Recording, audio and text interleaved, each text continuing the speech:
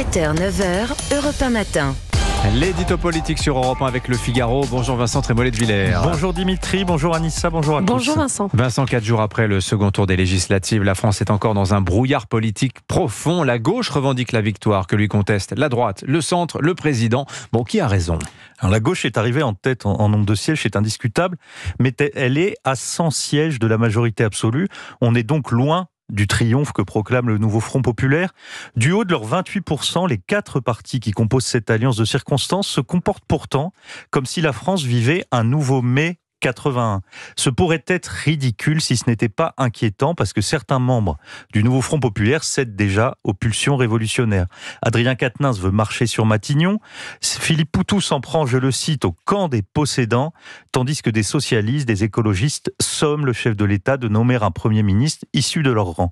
Et puis, au-delà des politiques, on voit que c'est toute une nébuleuse de gauche qui, enivrée du résultat de dimanche, est dans une dérive quasi robespierriste. La patronne de Mediapart exige d'un organisme public, l'Arcom, qu'elle retire sa fréquence à CNews, pendant que Libération fait sa manchette sur un sujet qui mériterait un entrefilet, les dîners entre politiques, en l'occurrence entre Marine Le Pen et Édouard Philippe ou Sébastien Lecornu. La police des dîners, comme celle des enterrements ou des amitiés, c'est du militantisme maquillé en journalisme, ce que faisaient parfaitement Hébert et Marat pendant la Révolution. Mais vous le dites vous-même Vincent, avec moins de 200 députés, le nouveau Front populaire et au pouvoir serait très vulnérable. Oui, mais vous savez aussi que dans les moments instables, ce sont les minorités les plus déterminées qui s'imposent aux autres. Vous avez entendu les discours enflammés de Jean-Luc Mélenchon. Et vous savez aussi que la gauche politique peut compter sur des relais associatifs, militants ou syndicaux qui ne sont pas obsédés par le souci démocratique et qui n'hésiteront pas à rentrer dans la danse si un éventuel gouvernement Front populaire était contesté. L'autre caractéristique de la gauche, c'est qu'à la différence de la droite, elle applique son programme, sans se soucier ni de l'équilibre des finances, ni des contraintes de la réalité. Il n'y a qu'à voir comment Anne Hidalgo a imposé à Paris ses obsessions sans que rien ne l'arrête.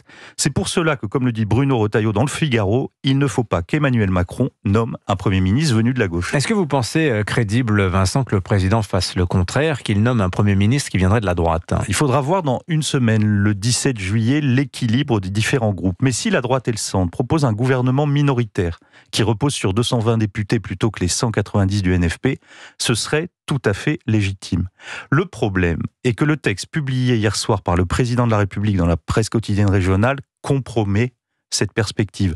D'abord, le président publie ce texte alors qu'il est à Washington, comme un prince qui donnerait des consignes à ses intendants. Ensuite, il impose un calendrier et les contours d'une coalition, ce qui a évidemment un effet répulsif même pour les plus constructifs. Enfin, plutôt que d'attendre la mise en place d'un bloc central élargi à la droite LR, il propose de réunir tous les partis ayant participé au Front républicain, c'est-à-dire qu'il atomise toutes les possibilités raisonnables qui étaient en train de se dessiner.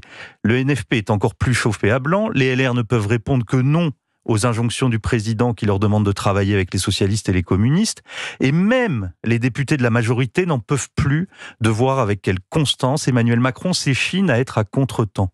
Depuis la dissolution, lui qui devait être le point d'unité et de stabilité de la nation, est en train de devenir le point de division et d'instabilité du pays.